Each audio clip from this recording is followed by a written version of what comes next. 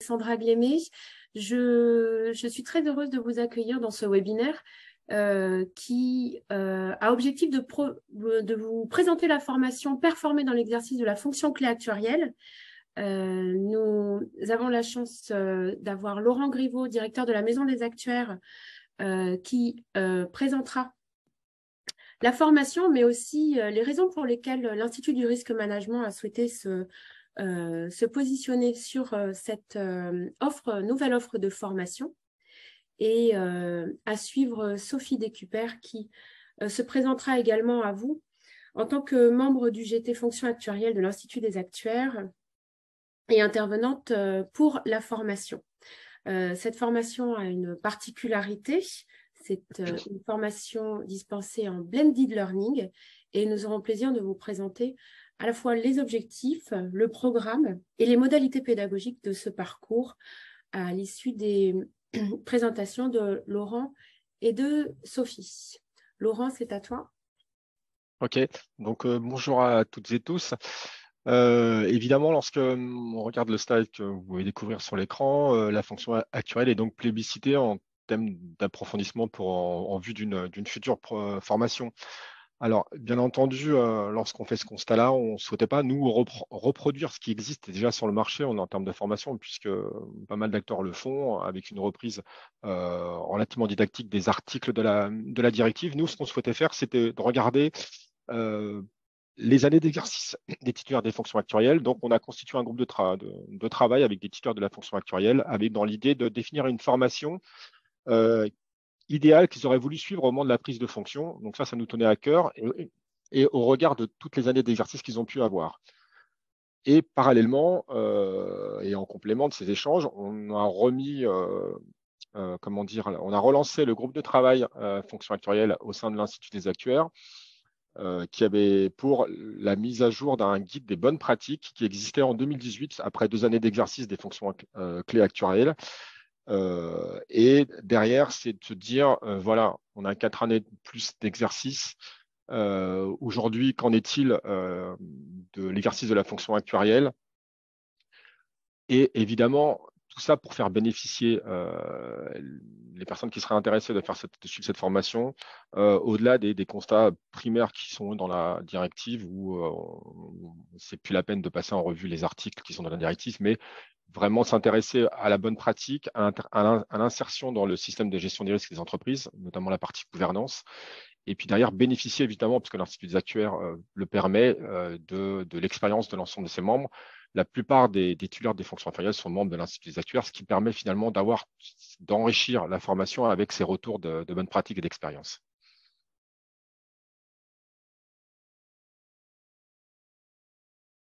Merci Laurent. Sophie, si tu peux dire un mot avant d'enchaîner sur les objectifs et le programme. Bonjour à tous, vous m'entendez bien? Très très bien. Je suis désolée, j'ai eu un problème d'audio.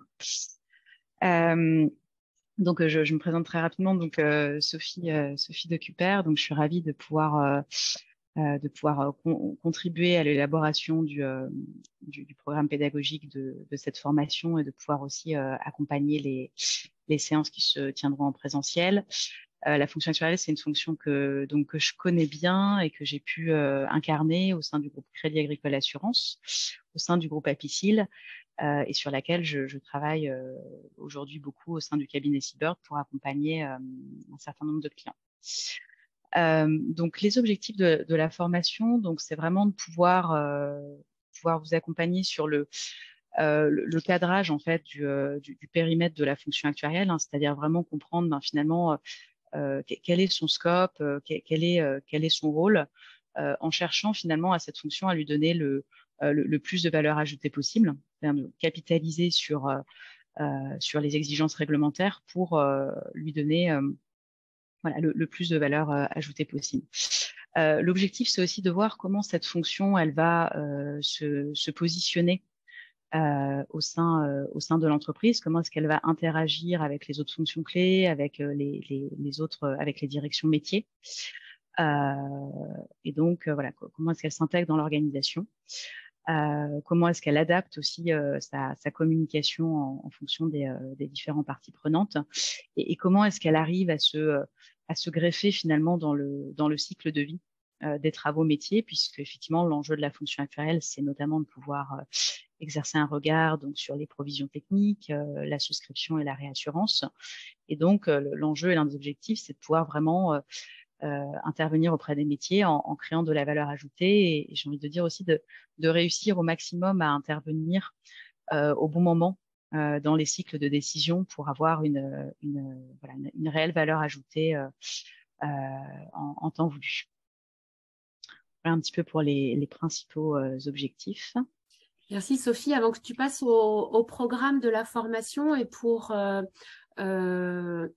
interpeller les spectateurs qui viennent de se connecter, de préciser, alors déjà que vous aurez le bénéfice du replay à l'issue de la présentation, mais aussi vous pouvez poser vos questions sur le module discussion en bas de votre écran. N'hésitez pas à poser des questions pendant l'intervention auxquelles Laurent et Sophie se feront un plaisir de répondre. Voilà, Sophie, je te laisse continuer. Voilà. Merci Alexandra. Donc effectivement, en termes de programme de la formation, donc on évoquera donc la politique de gestion des risques, les rôles et les responsabilités donc de la fonction actuarielle en lien avec les autres fonctions clés, puisqu'il y a un certain nombre de synergies.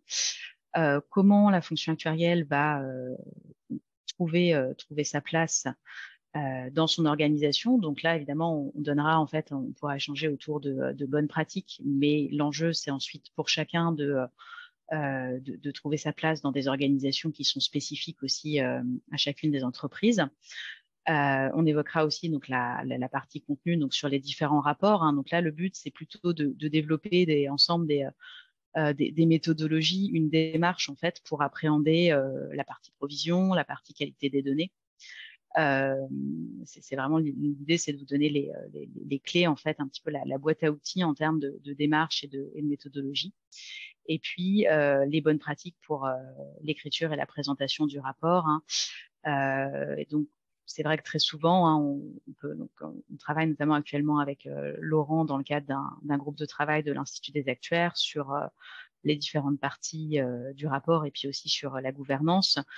C'est vrai que l'un des enjeux pour la fonction actuarielle, c'est de réussir à intervenir un peu plus en temps voulu. C'est vrai que très souvent, le rapport est présenté en fin d'année pour couvrir l'exercice N-1, et donc il peut y avoir un côté un petit peu complexe, et ça peut être bien de réussir à se greffer davantage, comme je disais tout à l'heure, dans le cycle de vie des métiers, dans les cycles de décision, pour avoir une fonction qui est voilà, percutante et qui crée de la valeur ajoutée auprès des métiers, vraiment construire ce lien de proximité. Donc on pourra échanger voilà, autour de ces bonnes pratiques ensemble. Merci beaucoup. Et donc, je pense que nos inscrits là sont curieux de savoir à qui s'adresse la formation. C'est vrai que c'est pas forcément une question évidente. Je pense que tu peux préciser justement à qui, quelle est la cible pour ce parcours. Alors, donc c'est vrai que déjà pour le public, ça peut être des actuaires ou non-actuaires. Alors, pour les personnes qui sont titulaires de la fonction, j'ai en tête que le titre d'actuaire est nécessaire. Mais cette formation, elle s'adresse vraiment à la fois aux titulaires de la fonction actuelle et à venir, et à la fois aux personnes en fait qui sont aujourd'hui dans les équipes finalement fonction actuarielle. Et donc qui travaillent sur les aspects fonction actuarielle au quotidien, et qui peuvent tout à fait trouver aussi un intérêt en fait à cette formation. Donc on est sur une formation d'initiation et de perfectionnement aussi dans la fonction. Donc ça peut être à la fois c'est-à-dire si vous êtes en découverte de cette nouvelle fonction parce que vous venez de prendre votre poste, ça peut être tout à fait intéressant.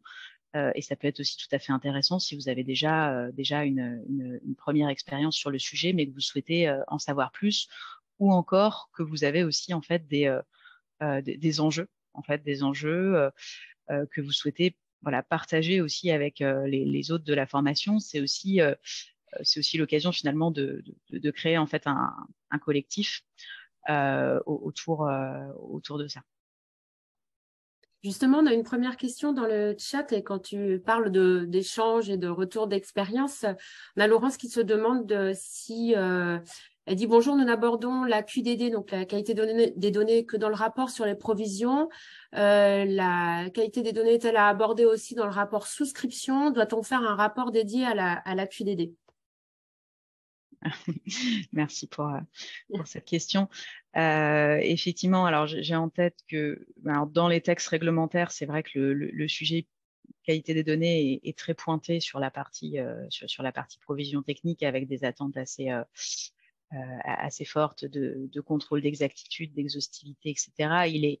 Il est un petit peu moins évoqué sur la partie souscription et réassurance dans les textes.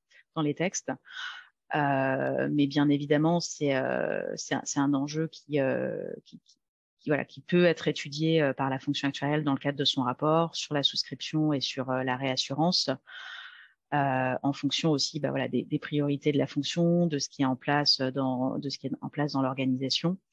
Mais il peut y avoir un enjeu pour la fonction à ce niveau-là, avec quand même le point que c'est vrai que la qualité de données, c'est un domaine qui est assez enfin voilà, il y a entre guillemets une forte charge de travail, un domaine qui est assez vaste avec pas mal de choses à mettre en place. Donc de ma vision, mais là aussi ça peut être flexible, c'est important quand même que la fonction actuelle puisse intervenir plutôt en second niveau et qu'elle puisse s'appuyer sur un dispositif existant au niveau de la qualité des données avec j'ai oublié la terminologie exacte, mais bref, un chef de la qualité des données qui s'occupe d'animer les différentes instances relatives à la qualité des données pour pas qu'elles se retrouvent non plus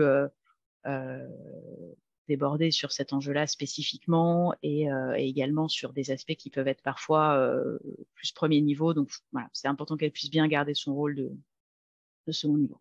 Je sais pas si j'ai répondu Si je peux à la juste, question. Sophie, rajouter quelque chose sur la qualité des données. On a profité donc du GT pour interroger les titulaires de la fonction actuarielle. Ce sujet est revenu. Apparemment, aujourd'hui, dans le panel des gens qui nous ont répondu, la QDD est vraiment traitée à part. C'est-à-dire que la fonction actuarielle se sert des rapports des responsables de la QDD, mais ne fait pas elle-même finalement un jugement sur la qualité des données, notamment en termes sur les calculs. Donc on a cette ambiguïté et je comprends la question, savoir quel est le rôle de la fonction actuelle, notamment sur comment dire, d'avoir un retour, alors, je sais pas, un reporting ou quelque chose, un constat factuel sur la qualité des données.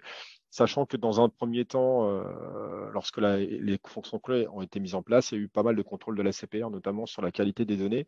Et elles interrogeaient directement la fonction actuarielle sur savoir comment la production des QRT, comment le lignage au niveau des données était réalisé pour produire les reportings attendus. Donc c'est un sujet. Au niveau de la souscription, je pense que Sophie a répondu, même au niveau de la réassurance, même si c'est qu'un avis de la fonction actuarielle, je pense qu'on peut descendre au niveau des données utilisées dans le cadre des rapports de souscription, des politiques de souscription et des politiques de réassurance. Malgré tout, c'est quand même un sujet assez tendu pour avoir un avis et personne de la fonction actuarielle. On dépend vraiment d'un système de gestion informatique des données, notamment ce qu'on appelle nous le lignage jusqu'à la production des rapports réglementaires. Merci beaucoup et je vous propose de regarder dans le détail le parcours de formation.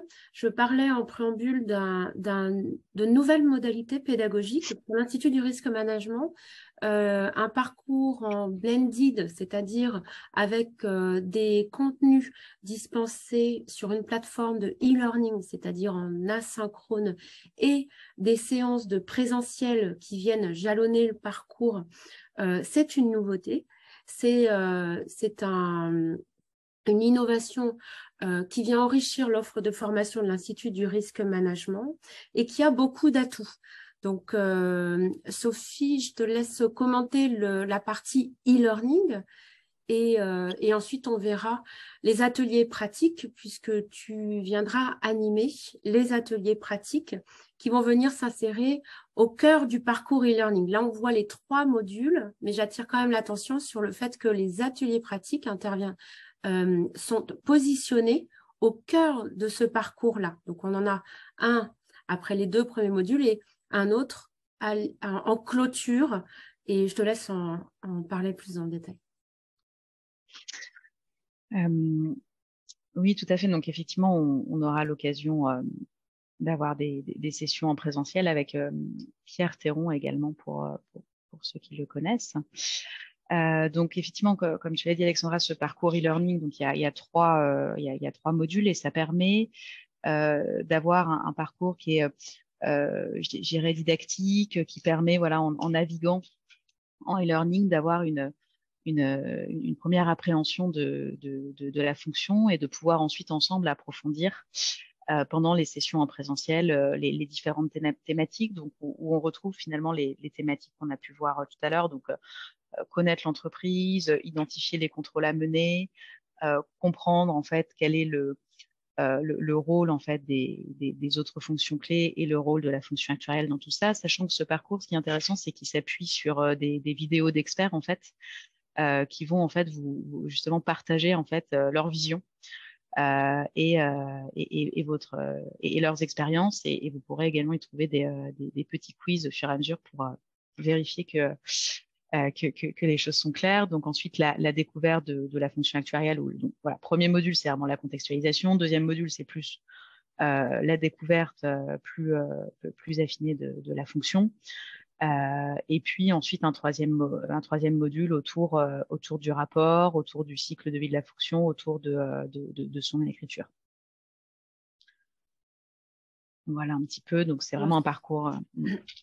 Et les sessions, effectivement, qu'on trouve, donc à ce stade, on a en tête deux sessions de formation, donc effectivement une en février 2023, a priori sur la journée animée par Pierre et moi, et également une autre journée en mars 2023 où on trouvera pendant ces journées des temps de partage en fait en groupe pour que voilà vous ayez l'occasion vraiment enfin nous on pourra vous partager nos expériences, nos retours d'expérience, mais aussi avoir l'occasion d'échanger en fait entre vous sur les pratiques que vous avez, sur les éventuelles difficultés, etc. Donc il y aura vraiment des temps donc je sais qu'il y a des interactions, des brainstorming.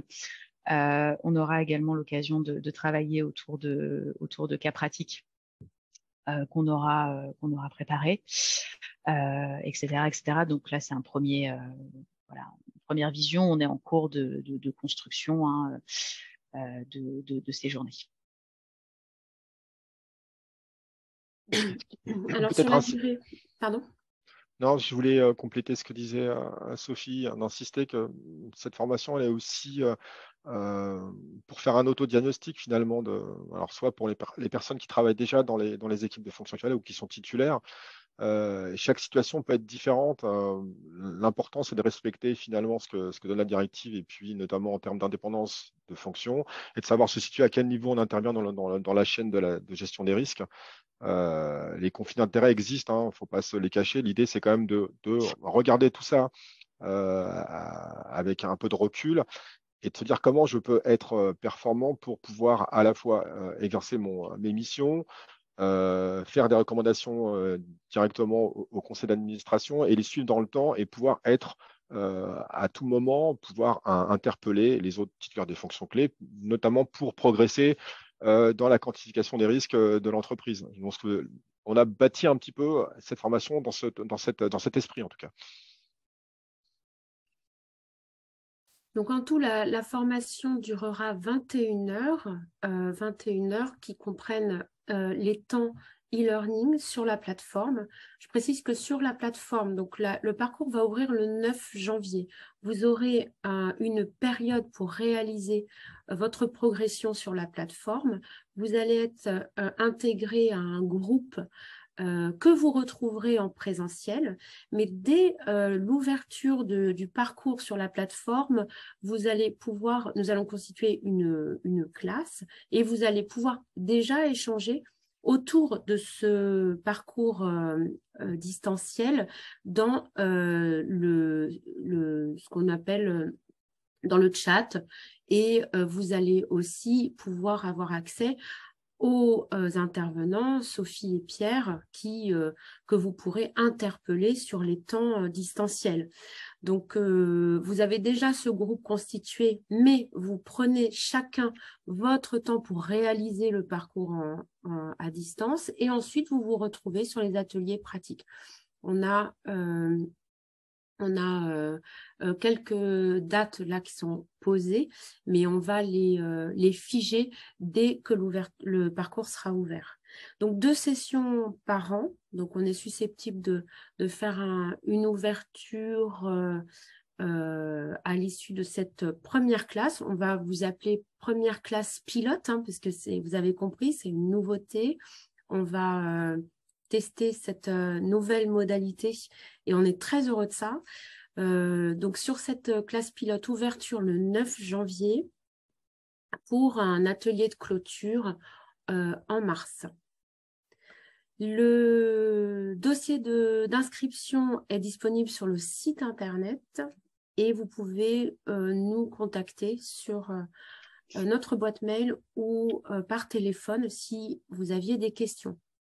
Après, là, si vous avez des questions, profitez de la présence de Laurent et Sophie et de la mienne. Si vous voulez nous interpeller dans le chat, c'est possible. Il nous reste quelques minutes avant de clôturer ce webinaire.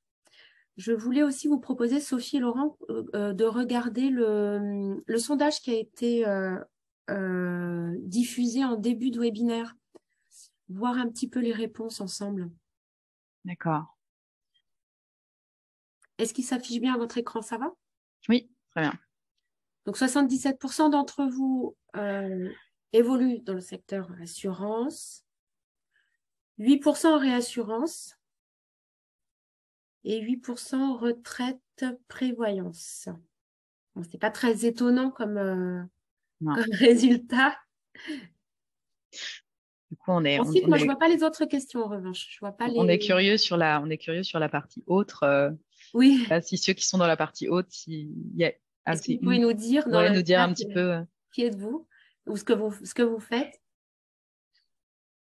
Et Marie-Sandrine, peut-être de descendre avec le... Est-ce que nous, on peut descendre sur le sondage? Ah oui, nous, on a la main. Et donc, sur la fonction actuaire, responsable de la fonction. Ah oui. Ah d'accord. Actuaire, responsable de la fonction, autre. D'accord. Pareil, pour autre, on est curieux. Ok. Il y a une question pour toi, Alexandra, je pense.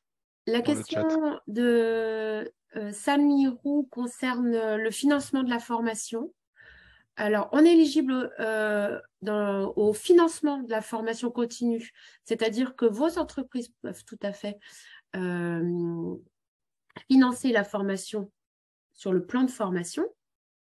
En revanche, si les aides de l'État, je ne sais pas, si vous parlez du CPF, non, ce dispositif n'est pas éligible au CPF, mais vous pouvez tout à fait demander à votre entreprise de financer sur le plan de la formation et l'entreprise peut solliciter son OPCO.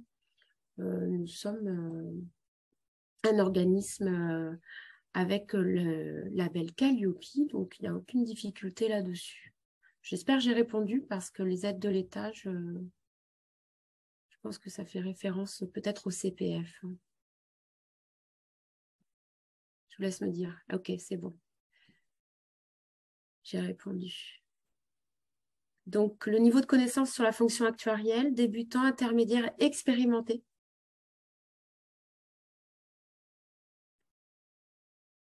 Donc oui, Sophie, le parcours s'adresse aux titulaires de la fonction qui auraient 2 voire davantage d'années d'expérience. C'est ça? Oui, effectivement, il s'adresse finalement aux 3 catégories, à la fois débutants, intermédiaires ou expérimentés. Voilà, où vous trouverez de la matière intéressante pour accompagner votre développement sur cette fonction. Merci beaucoup. Est-ce que vous avez d'autres questions? On attend encore quelques secondes à voir, mais je pense que si vous en aviez, vous auriez peut-être déjà réagi. Donc, ça me laisse juste quelques instants pour vous dire que le replay vous sera envoyé à l'ensemble des inscrits du webinaire. Avec ça, on va vous envoyer le programme, bien évidemment, le dossier d'inscription. N'hésitez pas à nous contacter si vous aviez des questions complémentaires, notamment au niveau du financement. Nous diffusons le replay de ce webinaire via YouTube sur la chaîne de l'Institut du risque management. Et on vous encourage également à venir nous voir sur LinkedIn. Nous avons plusieurs posts qui partent régulièrement et qui vous permettent de rester informés de l'actualité de nos formations. Sophie, merci beaucoup. Merci à vous. Merci à vous. Laurent, si tu veux dire le mot de la fin. Le mot de la fin, en tout cas, on est très content de lancer cette formation sur la fonction actuarielle, sachant qu'à l'Institut, on avait déjà des formations sur la fonction clé-risque et la fonction conformité, donc il me paraissait essentiel d'en faire une sur la fonction actuarielle avec un cœur de métier largement exercé par des membres de l'Institut. Donc, je pense que la boucle n'est pas bouclée, mais en tout cas presque. En tout cas, on est très content de lancer ce programme. Merci. À très bientôt donc. À très bientôt. Merci, à bientôt. Merci.